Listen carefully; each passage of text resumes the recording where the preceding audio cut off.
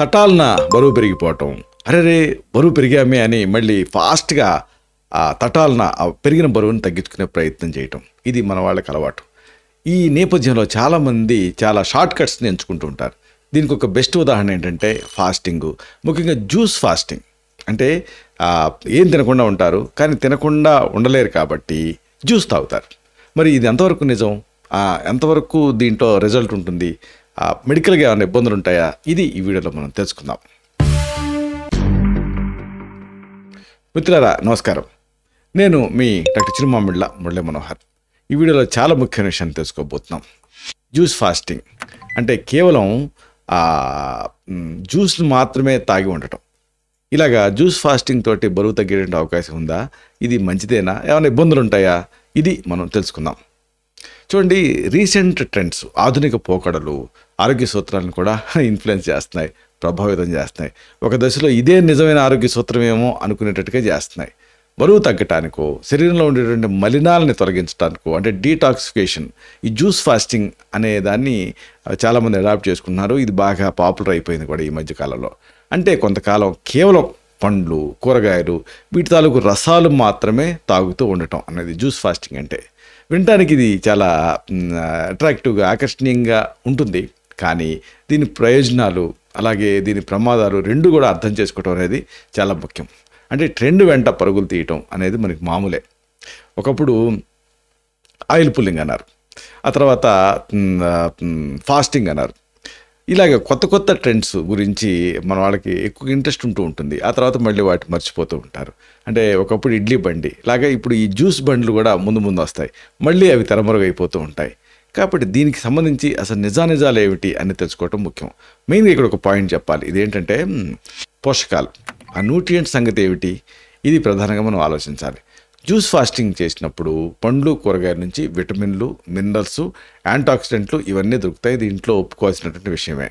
ఇవి శరీరానికి మేలు చేస్తాయి, ఇది కూడా మనం ఒప్పుకోవాల్సిన విషయమే. కానీ ఈ జ్యూసులలో మాంసకృతులు అనేవి ఉండవు, అంటే ప్రోటీన్స్ ఉండవు, అవి మన బిల్డింగ్ బ్లాక్స్ కదా. అలాగే కొవ్వులు ఉండవు, ఫ్యాట్స్ ఉండవు. కానీ కొవ్వు కూడా అవసరం. అంటే రూల్ ఏంటంటే 60-20% మనం ఈ ఫుడ్స్ని ఈ నిష్పత్తిలో తీసుకోవాలి. 60% కార్బోహైడ్రేట్స్, 20% ఫ్యాట్స్, 20% అనేది ప్రోటీన్స్. మరి దీంట్లో ఈ ఫ్యాట్స్ ఉండవు, ప్రోటీన్లు ఉండవు జ్యూస్లో. కేవలం కార్బోహైడ్రేట్స్, అది కూడా ఫ్రూట్ షుగర్ ఫామ్లో ఉంటూ ఉంటాయి. కాబట్టి ఇది మనం గమనించాలి.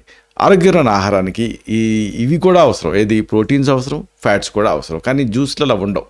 ఇవి సరిగ్గా అందలేదనుకోండి, శక్తి తగ్గిపోతుంది, ఇలాంటి ఇంకా వేరే అనారోగ్య సమస్యలు వచ్చే అవకాశం ఉంటుంది. మన శరీర నిర్మాణానికి నిజానికి 7 ధాతువులు, అంటే రసరక్త మాంసం మేధో అస్థి మజ్జ శుక్రాలని సప్తధాతువులు అనేది వాటి పోషణ జరగటం అనేది చాలా అవసరం. జ్యూస్ ఒక్కటే ఈ ధాతువులన్నింటినీ బలోపేతం చేయలేదు కాబట్టి దీన్ని దృష్టిలో ఉంచుకోవాలి. అలాగే అతి ముఖ్యమైన మరొక పాయింట్ ఉంది. అసలు ఈ డీటాక్సిఫికేషన్ గొడవ ఏమిటి, ఇది నిజమేనా లేకపోతే అపోహన, డీటాక్సిఫికేషన్ అనేది నిజంగా ఉంటుందా, ఇది మనం తెలుసుకోవాలి. శరీరాన్ని శుభ్రపరచడానికే చాలామంది జ్యూస్ ఫాస్టింగ్ వైపు మొగ్గు చూపిస్తుంటారు. ఆయుర్వేదంలో శోధన ప్రక్రియలు ఉన్నాయి. శోధన ప్రక్రియలో ఏం జరుగుతుంది అంటే యాక్చువల్గా లోపలికి అంటే రీడైరెక్ట్ చేసి మలినాలనేది మలం ద్వారా లేకపోతే వాంతి ద్వారా బయటికి పంపించడం, స్వెట్టింగ్ ద్వారా. కానీ ఇక్కడ ఈ డీటాక్సిఫికేషన్ అనే పదం దేనికి వాడుతున్నారు అంటే శరీరం శుద్ధి చేసుకుంటుందేమోనని. ఎలా చేసుకుంటుంది, ఇక్కడ మనం ఈ దిశగా ఆలోచించడం అనేది అవసరం. నిజానికి మన శరీరంలోనే సహజంగా ఈ శుద్ధి చేసేటటువంటి కార్యక్రమం జరుగుతూ ఉంటుంది. అంటే సహజ సిద్ధంగా మలినాన్ని బయటకు పంపేటటువంటి ఒక వ్యవస్థ ఉంది. అంటే మెయిన్గా కాలేయం అంటే లివరు, అలాగే మూత్రపిండాలు అంటే కిడ్నీలు, ఇలాంటి అవయవాలు ఈ పనిని చాలా ఎఫెక్టివ్గా చేస్తూ ఉంటాయి. జ్యూస్ ఫాస్టింగ్ చేస్తే ఏం జరుగుతుంది, అదనంగా శరీరానికి ఏదైనా శుభ్రత వస్తుందేమో అనే దానికి నిజానికి శాస్త్రీయమైనటువంటి ఆధారాలు ఏమీ లేవు. ఇదంతా ఒక రకమైనటువంటి దిగుమతి లాంటిది. అంటే మనం ఈ మధ్య ఈ దిగుమతుల గురించి వింటున్నామే, దిగుమతి లాంటిది. అంటే మనకి అంతర్గత వనరులు సరిగ్గా ఉన్నప్పుడు బయట సహాయం ఎందుకు, నిజానికి అది అనవసరంగా డిస్టర్బ్ చేస్తుంది కదా. ఆయుర్వేదం ప్రకారంగా అజీర్ణం వల్ల శరీరంలో ఆమం అంటే జీర్ణం కాని పదార్థం పెరిగిపోతూ ఉంటుంది. దీన్ని తొలగించడానికి దీపనం, పాచనం లాంటి ప్రక్రియలు ఉన్నాయి. కానీ కేవలం ఒక రసాలు తాగటం అనేది దీనికి మార్గం కాదు. మన అమ్మమ్మలు, నానమ్మలు ఇంట్లోనే చేసేటటువంటి ఇంటి వైద్యాలు ఎప్పుడు కూడా మనకి మేలు చేస్తాయి, ఇది మనం గుర్తుంచుకోవాలి. అలాగే అతి ముఖ్యమైన మరొక పాయింట్ ఉంది, బరువు తగ్గటం. ఇది నిజానికి జ్యూస్ ఫాస్టింగ్తో తాత్కాలికమే, ఇది గమనించాలి. అంటే జ్యూస్ ఫాస్టింగ్ అనేది త్వరగా బరువు తగ్గినట్టుగా మీకు అనిపించవచ్చు, కానీ దీనికి కారణం ఆ క్యాలరీలు ఉంటాయి కదా, వాటిని తీసుకోవటం అనేది రెస్ట్రిక్ట్ చేస్తున్నాం కాబట్టి అలా అనిపిస్తుంది. మీరు అచ్చంగా కద్దూకి రస్ అని మీరు బూడిద గుమ్మడికాయ రసం, సొరకాయ రసం తాగారనుకోండి, ఏం జరుగుతుంది? క్యాలరీలు తగ్గుతాయి కాబట్టి ఆ ఎఫెక్ట్ తాత్కాలికంగా అనిపిస్తుంది. అంటే ఈ జ్యూసులలో క్యాలరీలు తక్కువ ఉంటాయి, అందుకే తక్కువ తిన్నట్లు అవుతుంది కాబట్టి బరువు తగ్గుతారు. కానీ ఇది తాత్కాలిక లాభం మాత్రమే. మీరు మామూలు ఫుడ్ మళ్ళీ తినటం మొదలుపెట్టిన తర్వాత మళ్ళీ తిరిగి బరువు పెరిగిపోతుంది. ఇది మన ఆర్థిక వ్యవస్థలో తాత్కాలిక ఊరటలు, అంటే టెంపరీగా ప్రకటిస్తూ ఉంటారు చూసారు, అలాంటిది. అంటే ఈ రాజకీయ నాయకుడు మీటింగ్ ఉందని రోడ్ల పక్కన బ్లీచింగ్ పౌడర్లు చల్లుతూ ఉంటారు. అంటే ఆ ఒక్కరోజు చల్లుతారు, చల్లితే ఏమవుతుంది? మళ్ళీ రెండో రోజు నుంచి ఆ క్రిములు, తర్వాత దోమలు, వాటి బెడద అంత మామూలే కదా. కాబట్టి సమస్య మూలంలోనే ఉంటుంది ఎప్పుడు కూడా. ఆయుర్వేదం ప్రకారంగా సరైనటువంటి జీర్ణక్రియ అంటే అగ్ని ఉంటేనే ఈ బరువు అనేది అదుపులో ఉంటుంది. కేవలం కడుపు మార్చుకుంటే ఈ ఎఫెక్ట్ అనేది రాదు. అలాగే అతి ముఖ్యమైన మరొక పాయింట్ ఉంది. ఇదేంటంటే, ఈ జ్యూస్ ఫాస్టింగ్ చేస్తే ఆరోగ్యానికి ఏమన్నా ప్రమాదాలు ఉన్నాయా, ఇది కూడా తెలుసుకోవాలి. జ్యూస్ ఫాస్టింగ్తో కొంతమందికి జీర్ణక్రియ మెరుగుపడినట్టుగా, శక్తి వచ్చినట్టుగా అనిపించడం లాంటి లక్షణాలు తాత్కాలికంగా అనిపిస్తూ ఉంటాయి. ఇప్పుడు మనం కాఫీ తాగితే ఎలా ఎనర్జెటిక్గా ఉంటుందో, లేకపోతే కూల్ డ్రింక్ తాగితే ఎలా ఎనర్జెటిక్గా ఉంటుందో అలాగా. అయితే కొన్ని ప్రమాదాలు దీంతో పొంచి ఉన్నాయి. ఉదాహరణకు జ్యూస్లలో చక్కెర ఎక్కువ కదా, అలాగే ఆ పీచు పదార్థం, ఆ ఫైబర్ అనేది తక్కువ. ఎందుకంటే జ్యూసింగ్ ప్రక్రియలో ఫైబర్ అంతా తీసేస్తారు.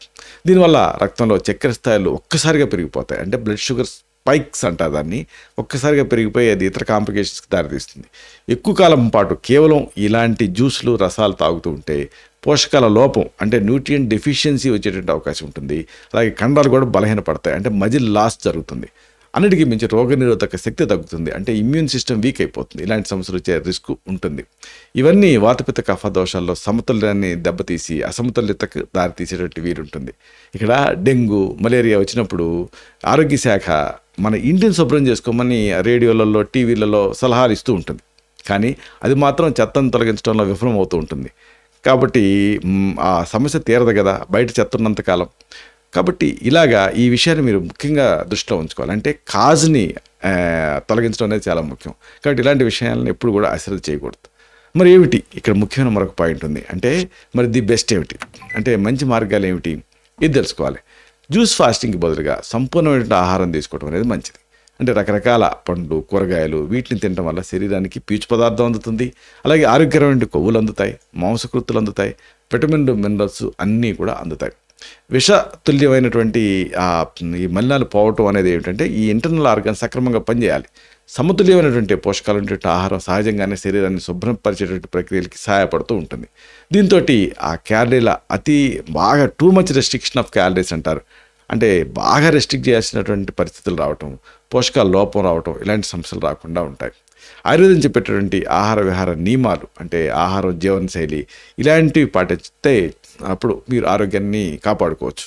అంటే డబ్బాలో ప్యాక్ చేసినటువంటి ఆహారం కంటే కూడా పొలం నుంచి నేరుగా వచ్చినటువంటి ఆహారాలు ఎప్పుడు కూడా మేలు చేస్తాయి, మీకు తెలిసిందే. అయితే అతి ముఖ్యమైనటువంటి ఒక పాయింట్ ఉంది. ఫైనల్గా చివరిగా చెప్పేటటువంటి ఒక ముఖ్యమైన విషయం ఏంటంటే, ఈ అంశాన్ని మీకు విన్నవించాలి. బరువు తగ్గటానికి, మలినాలు తొలగించుకోవటానికి జ్యూస్ ఫాస్టింగ్ అనేది ఒక తక్షణ పరిష్కారం కింద మీకు కనిపించవచ్చు. కానీ దీర్ఘకాలపు ఆరోగ్యానికి ఇది అంతగా హెల్ప్ చేయదు. అంటే సమతుల్యమైనటువంటి మార్గం కాదు ఇది. సంపూర్ణ పోషకాలు ఉండేటువంటి సరైనటువంటి ఆహారం తీసుకోవటం వల్ల ఆరోగ్యానికి చాలా మేలు జరుగుతుంది. ఒకవేళ మీరు జ్యూస్ ఫాస్టింగ్ చేయాలనుకుంటే అది మీ పోషకావసరాలకు ఆటంకం కలిగిస్తుందా, లేదా మొత్తం ఆరోగ్యం పైన ఎలాంటి ప్రభావం చూపిస్తుంది అనేది వైద్య సలహా తీసుకొని అప్పుడు మీరు ఇలాంటి జ్యూస్ ఫాస్టింగ్ చేయడం అనేది మంచిది. ఎందుకంటే మీ ఆరోగ్యం ఎప్పుడు కూడా ఇది ఒక సంపద లాంటిది. ఈ సంపదని మీరు కాపాడుకోవాలి. అంటే ఇది మీ చేతుల్లోనే ఉంటుంది. ఇలాంటి మరిన్ని ఇన్ఫర్మేటివ్ వీడియోస్ కోసం ఈ ఛానల్ సబ్స్క్రైబ్ చేసుకోండి. అలాగే ఈ వీడియోలు అప్లోడ్ అవడంతోనే ఆ విషయం మీకు తెలియాలనుకుంటే బెల్ బటన్ క్లిక్ చేయండి. అప్పుడు మీకు ఒక నోటిఫికేషన్ వస్తుంది. ఆ నోటిఫికేషన్ మీరు క్లిక్ చేస్తే ఆ వీడియోని మిస్ కాకుండా చూడగలుగుతారు. అలాగే ఇంకొక ముఖ్యమైన విషయం, ఈ వీడియో మీకు నచ్చితే లైక్ చేయండి. అప్పుడు ఇది మరింత ఎక్కువ మందికి రికమెండ్ అవుతుంది. ఈ వీడియో తలకు పర్పస్ సర్వ్ అవుతుంది. అంటే అందరికీ ఆరోగ్యం మన అభిలాష, మన ఆకాంక్ష నెరవేరుతాయి. శతం జీవ శరదో వర్ధమానః, శతం హేమంతాన్ శత వసంతాన్, 100 శరత్తులు, 100 హేమంతాలు, 100 వసంతాలు వర్ధిల్లుతూ జీవించండి. Stay healthy, stay happy, be positive, keep smiling.